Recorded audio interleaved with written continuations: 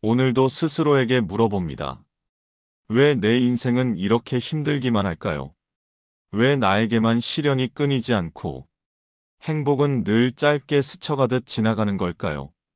출근길 버스 안에서 창밖을 바라보다가 나도 모르게 한숨이 터져 나옵니다. 옆자리 사람은 웃으며 전화를 하고 SNS 속 친구들은 즐겁게 여행하는 사진을 올리는데 나만 홀로 뒤처진 것 같고 나만 더 힘든 길을 걷고 있는 것 같습니다. 가족을 위해 열심히 산다고 했지만 경제적인 무게는 점점 더 커지고 사랑받고 싶다는 마음은 채워지지 않고 어느새 마음은 점점 지쳐갑니다. 왜 나만 이런가? 나는 왜 이렇게 불행한가? 이 질문은 때때로 밤마다 우리를 괴롭히는 그림자처럼 다가옵니다. 하지만 부처님께서는 말씀하셨습니다. 고통은 짐이 아니라 깨달음으로 가는 문이다. 우리가 힘들다고 느끼는 순간은 삶이 우리를 무너뜨리려는 것이 아니라 새로운 눈을 뜨게 하려는 길일지도 모릅니다. 고통은 나를 시험하는 적이 아니라 내 마음을 드러내는 거울일 수 있습니다. 그 거울 속에 내가 진짜 무엇을 두려워하는지, 내가 무엇을 붙잡고 있는지 있는 그대로 비추어 줍니다. 이제부터 우리는 이 질문을 붙잡고 걸어가 보려 합니다. 왜 내 인생은 힘들기만 한가? 그리고 그 길 끝에서 무엇을 배울 수 있는가? 부처님의 가르침 속에서 그 답을 찾아가 보려 합니다. 부처님은 인간이 겪는 고통의 뿌리를 업에서 찾으셨습니다. 업은 단순히 벌이나 형벌이 아니라 내가 지은 행위와 마음이 이어져 만든 결과입니다. 우리가 지금 겪는 어려움도 어쩌면 과거의 선택과 인연이 이어져 나타난 그림자일 수 있습니다. 내가 알지 못하는 순간에 던진 말 한마디가 누군가의 마음에 깊은 상처를 남겼을 수 있고 내가 무심히 했던 작은 행동이 세월이 흘러 다시 나에게 돌아올 수도 있습니다. 씨앗 하나를 땅에 심으면 언젠가 싹을 틔우고 열매를 맺습니다. 좋은 씨앗을 심으면 향기로운 꽃이 피고 나쁜 씨앗을 심으면 가시가 돋아납니다. 업도 마찬가지입니다. 과거에 내가 어떤 씨앗을 심었는지에 따라 오늘의 삶이 달라집니다. 그러나 부처님께서는 이렇게 말씀하셨습니다. 업은 돌에 새긴 글자가 아니다. 물 위에 그려진 그림처럼 흘려보낼 수도 있다. 즉 시련은 돌처럼 굳어진 운명이 아닙니다. 내가 어떻게 바라보고 어떻게 선택하느냐에 따라 새로운 길을 열 수 있습니다. 가난 때문에 좌절하는 사람도 있고 같은 상황에서도 다시 일어서는 사람도 있습니다.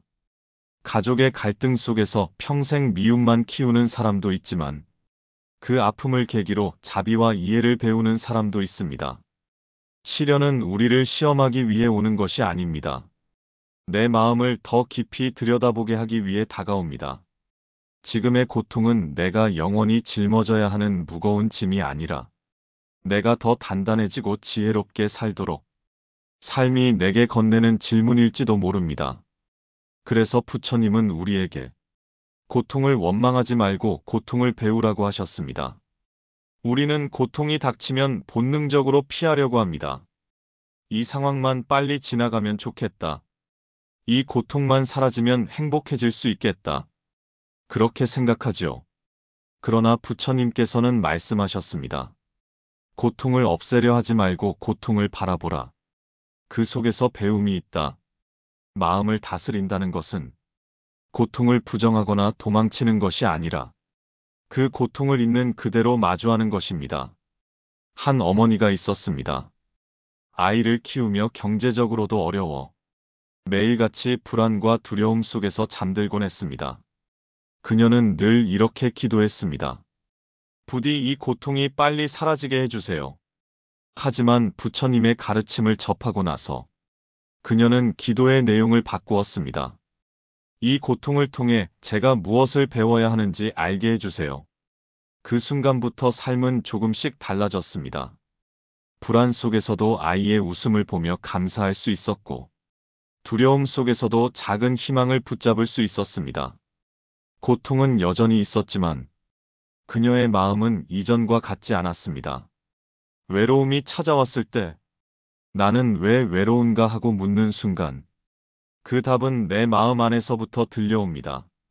분노가 치밀 때 나는 왜 이렇게 화가 나는가 하고 바라보면 그 안에는 억울함과 인정받고 싶은 갈망이 숨어 있습니다. 고통을 직면하는 순간 그것은 단순한 괴로움이 아니라 내 마음을 더 깊이 이해하는 스승이 됩니다. 부처님께서는 또한 말씀하셨습니다. 마음은 거울과 같다. 고통을 비추어 볼 때 그 거울 속에 있는 진짜 나를 보게 된다. 그러므로 고통을 바라본다는 것은 그 괴로움 속에서 나의 진짜 마음을 만나는 일입니다. 그 순간 우리는 더 이상 고통에 끌려다니지 않고 고통을 통해 지혜를 배우게 됩니다. 어느 날 한 제자가 부처님을 찾아와 무릎을 꿇었습니다. 그의 얼굴에는 깊은 피로와 슬픔이 드리워져 있었습니다. 세존이시여, 왜 제 삶에는 고통이 끊이지 않는 것입니까? 어릴 적부터 가난했고 가족은 늘 다투었으며 이제는 나이가 들어도 평안이 없습니다. 아무리 애써도 시련은 이어지고 행복은 잠시 스쳐가듯 사라집니다. 저는 도무지 이유를 알 수 없습니다. 부처님께서는 조용히 제자의 눈을 바라보셨습니다. 그리고 부드럽게 말씀하셨습니다. 너는 불에 손을 넣고 뜨겁다고 원망하는 아이와 같구나. 불은 원래 뜨겁고 손은 불을 견딜 수 없다. 그러나 아이가 불을 통해 뜨거움을 알게 되듯 너 역시 고통을 통해 삶의 진실을 배우는 것이다. 제자는 눈물을 글썽이며 물었습니다. 그렇다면 저는 평생 고통 속에서 살아야 합니까?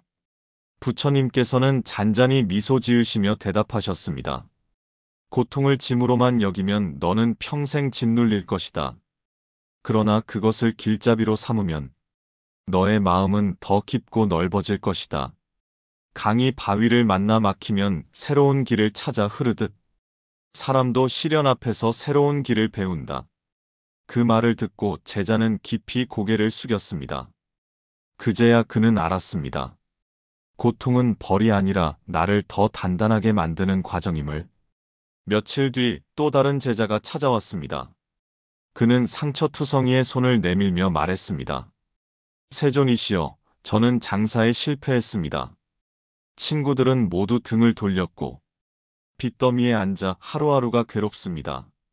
밤마다 저는 제 인생이 왜 이렇게 힘들기만 한지 원망과 분노로 잠을 이루지 못합니다. 부처님은 잠시 그의 손을 바라보다가 말씀하셨습니다. 그대의 손은 피투성이지만 그 손이 아직도 잡을 수 있다는 사실을 보았는가? 상처는 아픔이지만 동시에 살아있음을 알려주는 증거다. 그대의 실패는 끝이 아니라 다시 일어설 기회다. 제자는 그제야 울음을 터뜨리며 부처님의 발 앞에 엎드렸습니다. 그는 깨달았습니다. 자신이 짊어진 짐은 벌이 아니라 새로운 길을 찾으라는 부처님의 가르침이었음을. 이처럼 부처님 앞에 찾아온 많은 제자들은 자신의 삶이 왜 힘든지 묻곤 했습니다.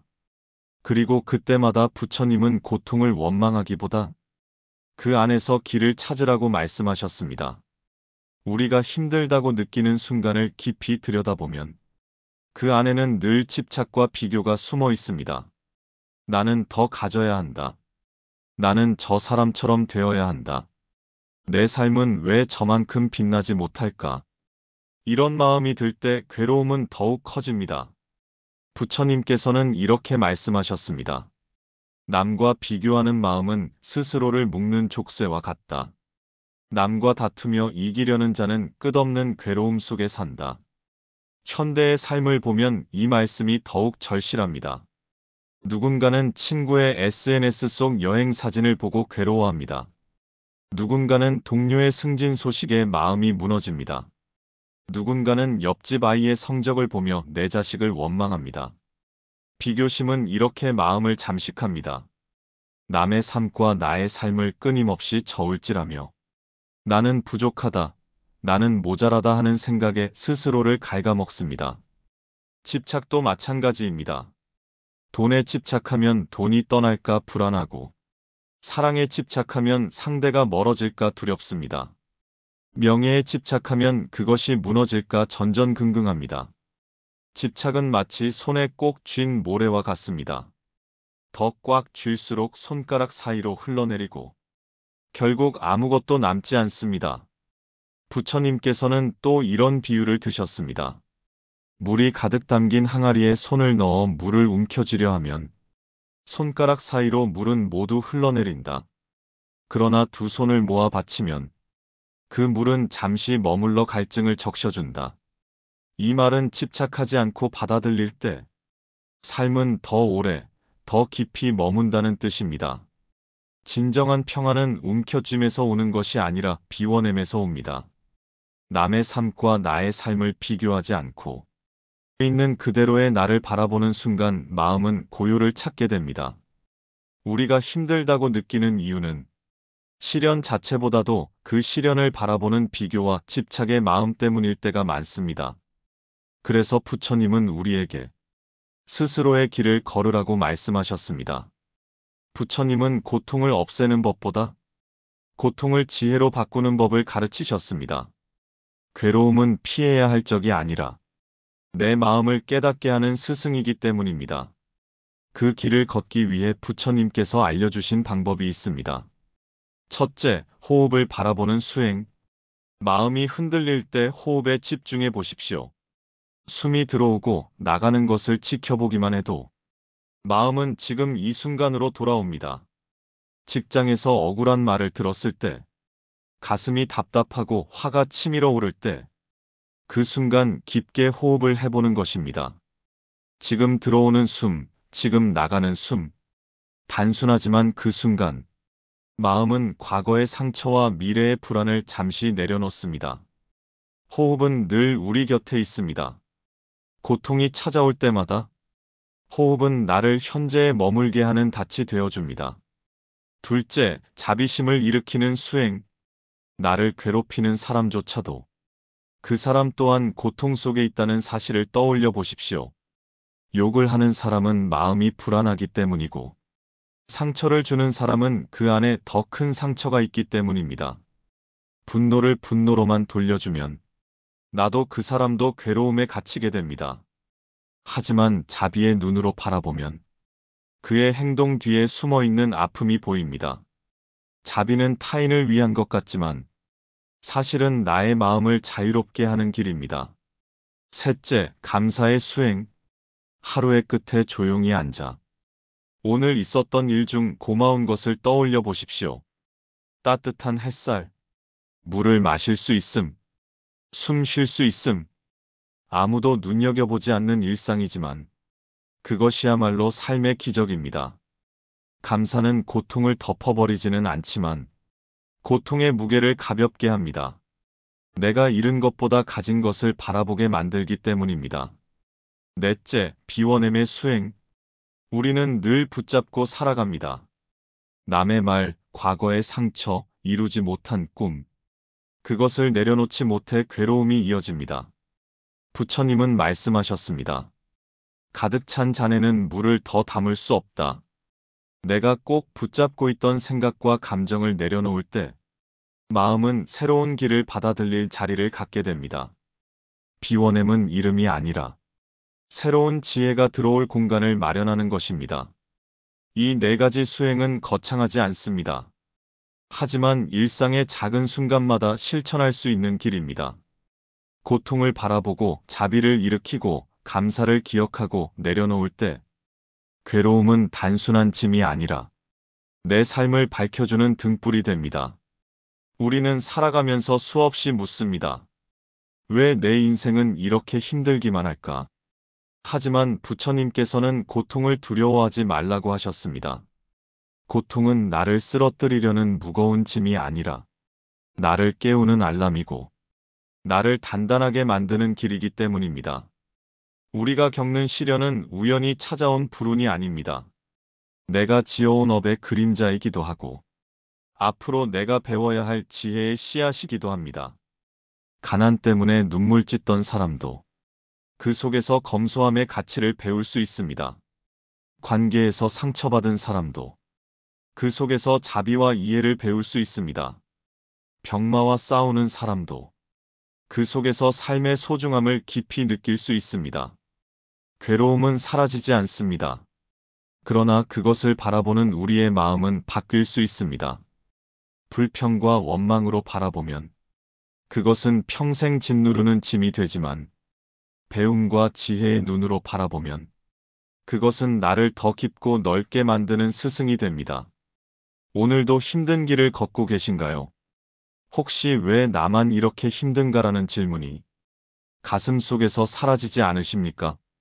그 질문 속에는 이미 답이 들어 있습니다. 고통은 나를 무너뜨리려는 것이 아니라 나를 깨닫게 하려는 삶의 방식입니다. 그러니 너무 서두르지 말고 오늘의 고통을 있는 그대로 바라보십시오. 그 속에서 반드시 당신을 지혜로 이끄는 길이 열릴 것입니다. 지금 마음 머무는 곳을 구독하고 다음 말씀도 함께 들어보세요.